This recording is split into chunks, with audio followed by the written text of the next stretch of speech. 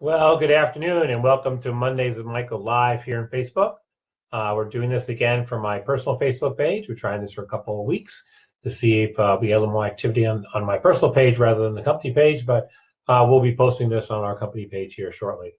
So happy Monday. Hope everyone had a great weekend here in DC. We had a little bit of snow on Saturday, so 3-4 inches in the backyard. Winter is here, very chilly outside. If you're in the Northeast, it's probably pretty cold where you are too. But welcome to the session, and thanks for joining in. If you're watching this post-session, thanks for checking us out. So with everything happening in the news today with harassment, we thought it'd be a good idea for a session on harassment in the workplace. Does training work? Does training help in curbing harassment in the workplace? Why does it happen in the workplace?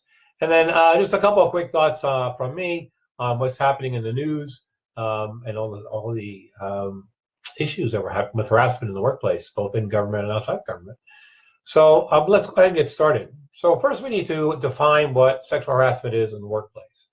And if you haven't done so yet, if you're on the people side of the business like I am, there is information on the EEOC website. You can just go and click on the EEOC website. It defines what sexual harassment is. I'm just going to give you the first line. Sexual harassment is, it is unlawful to harass a person, an applicant or employee, because of that person's sex. Harassment can include sexual harassment or unwelcome sexual advances, requests for sexual favors, and other verbal or physical harassment of a sexual nature. It does go a little further deeper into the description, but I encourage you to go ahead and check it out, especially if you're in HR or if you're a business owner. So what is harassment? Well, sexual harassment is power. Somebody that has power over you and uses sex or some type of sexual favor, a quid pro quo, asking you for sexual favors for something in return, whether it be a workplace benefit or workplace promotion. Usually happens with a boss and an employee, but it also doesn't have to be boss and employee. It could be coworkers and peers. It happens quite regularly. When we get calls in to come into companies to discuss this, usually there's an incident that's happened. Something has happened and somebody has reported something to HR or to somebody's boss.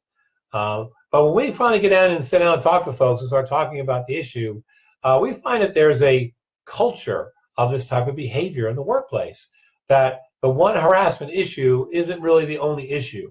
That if you find one issue in your organization, it's probably more prevalent than you think it is. It's a culture of harassment in the workplace, sexual and otherwise. There may be bullying in the workplace.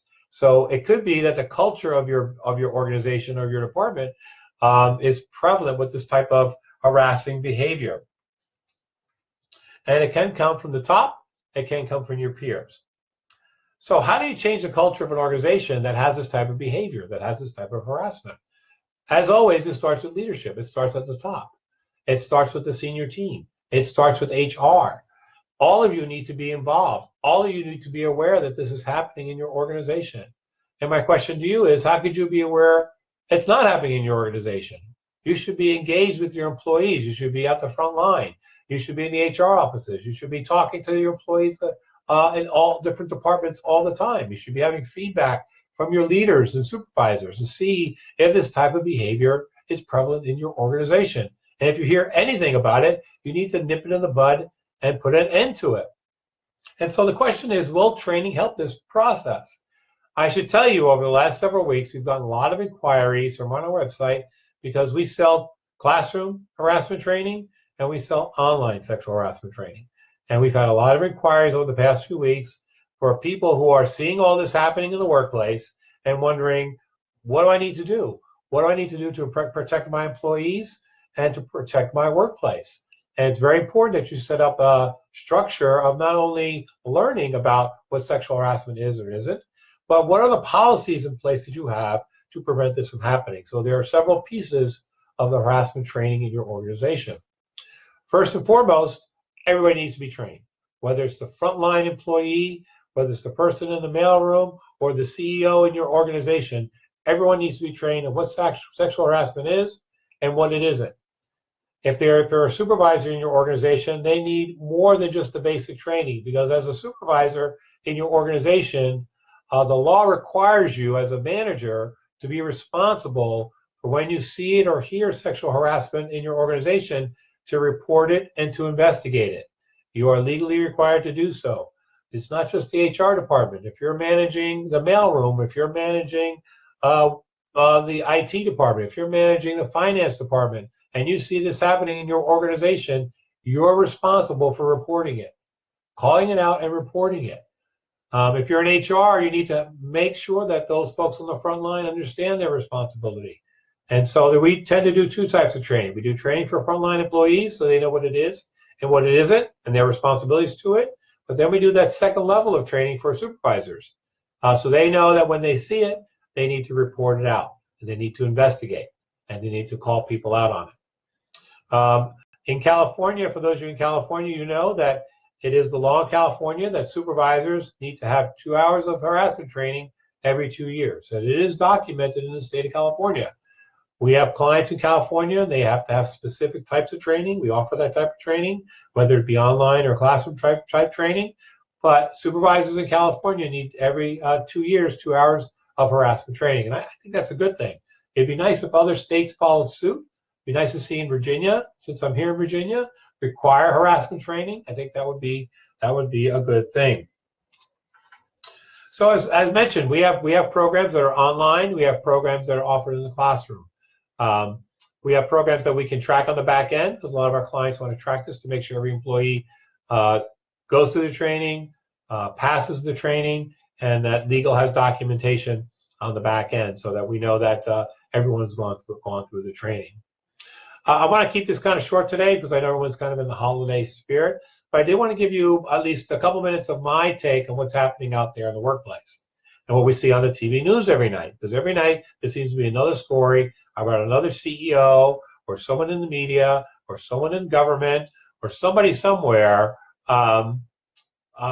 being accused of and owning up to harassing behavior. And you know, for those of us who are in the people business, it's a little freaky to see all this happening right now because, frankly, we thought a lot of this was taken care of in the 70s and 80s and early 90s through training programs, awareness programs, diversity programs. HR has been at the big table, you know, trying to get these things put in place. They've taken a leadership role in people issues within the organization. And like others in the people space, we're not only surprised but shocked that this has been taking place and been allowed to take place in the workplace. So who do we blame? Why is this happening? Well, first and foremost, you need to blame the harasser. I mean, the person who's doing the harassing is the person to blame.